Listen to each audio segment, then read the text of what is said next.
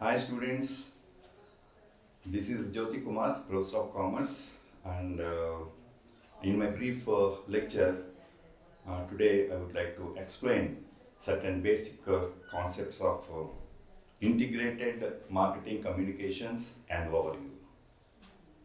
And my lecture is for the benefit of students of commerce for their subject marketing management. By the time my lecture is over, you are expected to understand certain basic concepts of marketing communications mix. These concepts are: what is marketing communication? What is the purpose of marketing communication? Why do companies need to communicate with their target audience?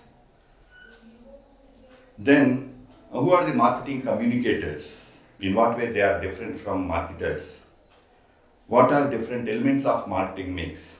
And what are the types of advertising media available for the marketers? Then what is the basic distinction between personal communication channels and non-personal communication channels? Then broadly, there are two types of strategies, promotion strategies available for the marketing communicators, namely push strategy and pull strategy. What do you mean by that? And at the end, we will give an overview of advertising business, advertising industry from Indian context. First, let us know the basic concept of marketing communications. As we know, marketing communications is nothing but promotion part of marketing mix. And as you know, promotion is nothing but one of the four P's of marketing. That is product, pricing, promotion, and placing. So marketing communications is nothing but promotion part of marketing mix. And through marketing communications, marketers and marketing communicators, they try to inform, persuade, and remind the target audience. I'm using the word target audience rather than target customers. Well, then what is the purpose of marketing communications? What is the basic purpose of marketing communications? It has three important primary goals: to inform the customers, to inform the audience, to persuade the audience, and to remind the audience. We all know products pass through four distinct stages of life cycle, namely introduction, growth, maturity, and decline. And we already discussed that when the product is in the introduction stage, when product is new, then marketers, marketing communicators, they try to inform the market, the customers, about the availability of the product, the uses, the basic characteristics of the product, especially when the product is in the introduction stage. So there, the objective is to create product awareness. When the product moves to the growth stage, then companies try to create brand awareness about the product. In what way this brand is different from other brands, competitive brands. That is when the product is in the growth stage. Then when the product moves to the maturity stage, many companies, they want their product or service to be in the maturity stage for a long time, because there they enjoy peak sales, maximum possible sales. So there, by the time everyone knows about the availability of the product, everyone knows in what way this product is different from other products. And customers are convinced, a majority of the customers, or most of the customers in the market, they are very much convinced about the utility, the benefits of the product. Then why do companies spend, why to spend a lot of money on advertising, on promotion? Yes, the basic objective is to remind the customers, yes, I'm still here, and to attract still more customers towards and to strengthen the brand loyalty. So that is why the three basic purposes of mass communication, marketing communications are to inform, to persuade, and to remind the target audience. Then, what is this phrase, target audience? Who are the people? Who are these audiences? So the target audience would include a group of customers watching a TV commercial, a group of prospective buyers reading an advertisement in a newspaper, or a medical doctor interacting with a salesman from a pharma company, or a cricket lover watching an IPL match. So all these people we consider as examples for target audience. Then the secondary goal of marketing communications is, that is a long-term goal, to build and to reinforce relationships with the customers, prospective customers, retailers, and other important stakeholders. Then, who are the marketing communicators? Marketing communicators, every marketer is supposed to be a marketing communicator. In other words, the marketing practitioners, those marketing practitioners who practice advertising, branding, packaging, sales promotion, publicity, PR personnel, online marketing. So all marketing practitioners who are involved in these aspects of marketing, they are often known as marketing communicators. In other words, every marketer is a marketing communicator. Then, what about the concept of marketing communications mix? Marketing communications mix is nothing but promotion mix. It consists of certain elements such as advertising, personal selling, sales promotion, public relations, publicity, direct marketing, and such things. Let us have a brief understanding of different elements of marketing mix, because these elements they sound same though they are distinct from each other. The first one is advertising. What is advertising? We all know about this concept, but what is the exact meaning of advertising? Advertising is nothing but any paid form of non-personal communication, non-personal promotion of goods and services by an identified sponsor. Normally, these identified sponsors are the firms or companies who are involved in advertising about their products and services. So, advertising is a non-personal mode of communication, and it is a mass communication. It is a mass communication to reach out geographically dispersed buyers at a low cost per exposure. Cost per exposure is low in case of advertising, and it could reach a huge audience. That is the advantage of advertising. Normally, FMCG category of goods, fast moving consumer goods we call, and the marketers of FMCG goods normally depend heavily on advertising to reach out to the target audience. However, advertising is impersonal. It is one-way communication, not a two-way communication. And it may not be as persuasive as personal selling and sales promotion. This is about advertising in a nutshell. Then, what about personal selling? In personal selling, companies try to employ a large number of salespeople, a good number of salespeople, so as to reach out the retailers and wholesalers and also the prospective customers. And it is a two-way process, unlike advertising.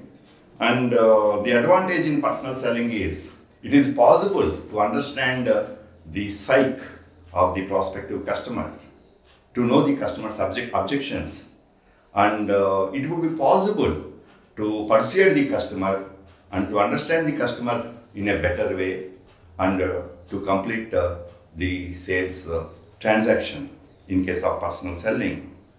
At the same time, personal selling is quite expensive, And if I want to give some example, pharma industry in general, it depends heavily on personal selling. They employ a large number of salespeople in order to meet and convince, influence the medical doctors. For example, we have more than 6 lakh sales representatives in pharma industry in India, covering about 10.5 lakh medical doctors across the country. They spend heavily on personal selling, pharma business.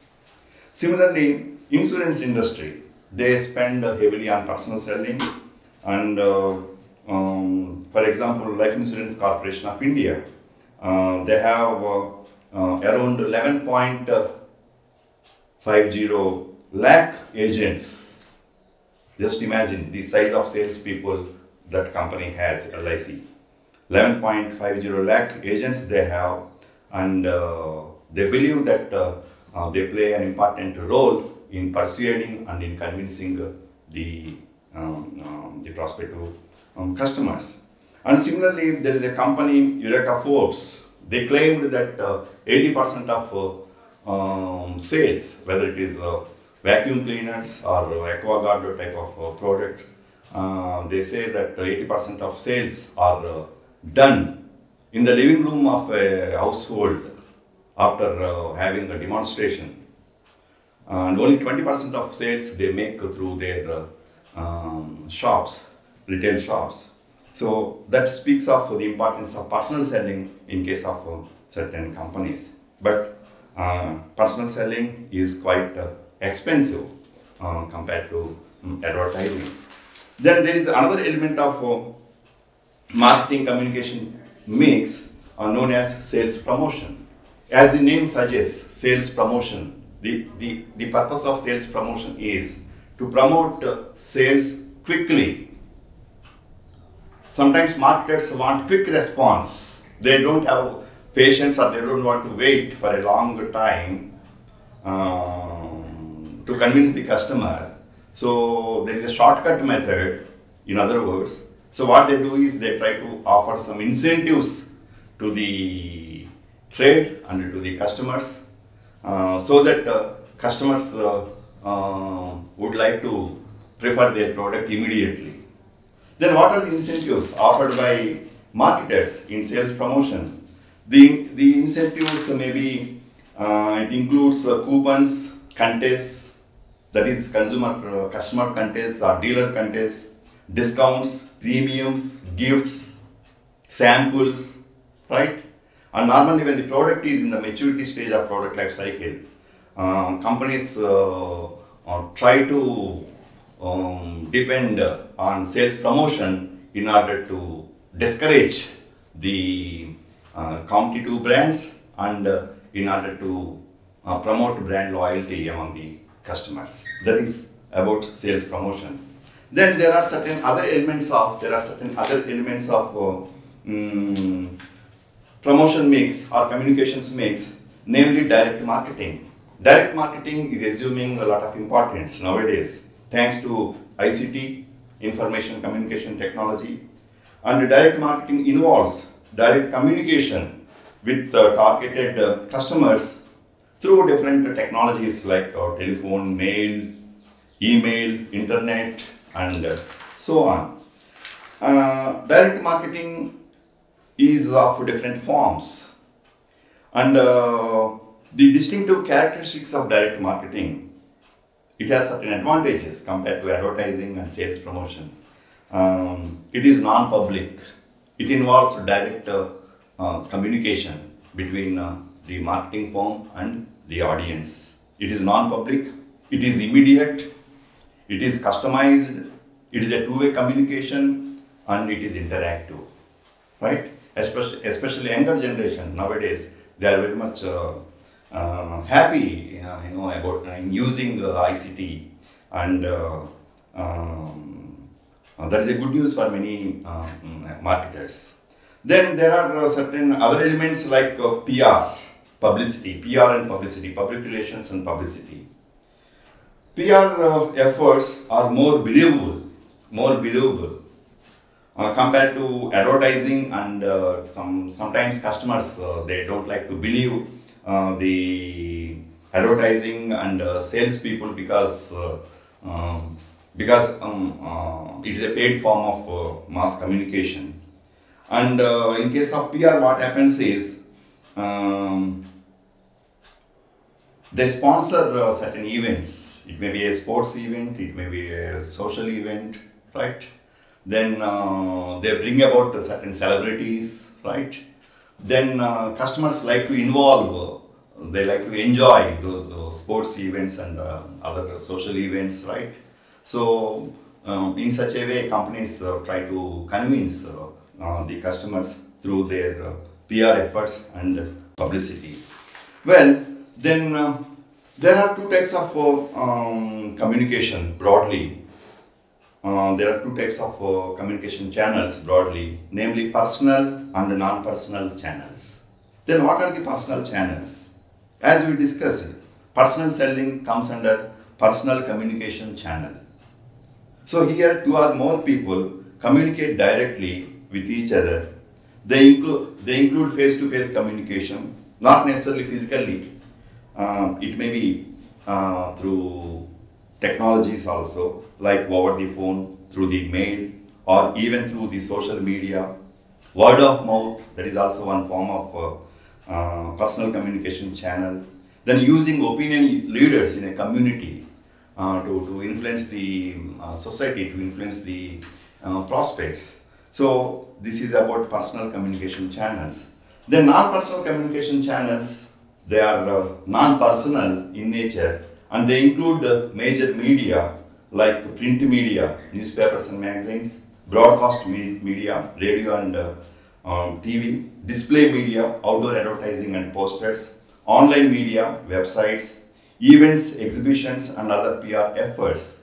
So they are often known as non-personal communication channels because they like to address the masses.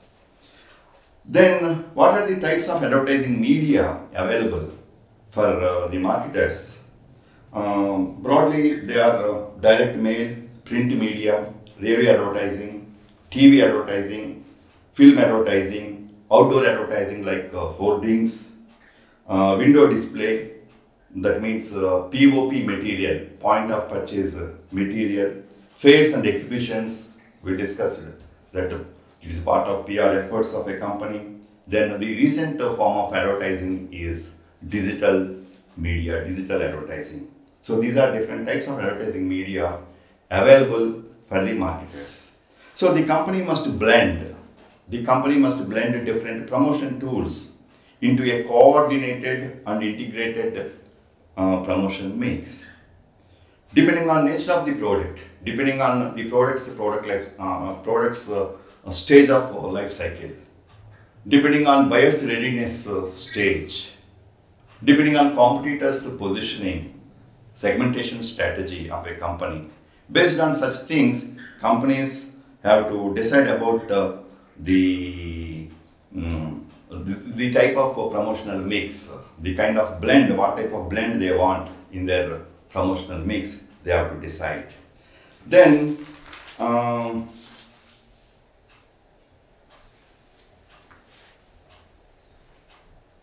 regarding promotion strategies available for the marketers, broadly there are two types of promotion strategies available for them, known as push strategy and pull strategy. Push strategy and pull strategy.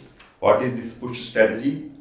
And in push strategy, companies like LIC we discussed, like Eureka Forbes, like pharma industry, what they do is they try to push the product by using sales force and intermediaries like wholesalers and retailers. The producer promotes the product to the wholesalers, and the wholesaler promotes to the retailer, and the retailer promotes the product to the customer. That is what we call push strategy. So if company believes in this strategy, then they have to use a large number of sales force in order to convince the wholesalers and retailers so that product would be pushed, would be moved to the ultimate customer. That is what we call push strategy. On the contrary, there is a strategy called pull strategy. Here companies, normally FMCG companies, category of companies, fast moving consumer goods, they depend heavily on pull strategy. Instead of depending heavily on intermediaries, what they do is they try to spend a lot of money to build up a customer demand. So here, customer would be influenced, customer would be motivated to buy a product. So customer would go to the shop and he would ask for a particular brand. Then the retailer has to maintain that brand so that you would not lose a customer. Then retailer would ask the wholesaler to provide that brand. Then wholesaler would place orders with the manufacturer to provide that brand. So this is an example of pull strategy. And normally advertising and sales promotion, they come under pull strategy. Well, towards the end of my brief lecture, I would like to give an overview of advertising industry in India. And as students of marketing, we know advertising is part of promotion, and in turn promotion is part of marketing. In other words, we know that advertising is just a part of marketing. But please remember, advertising has emerged as a big business in India, big industry in India.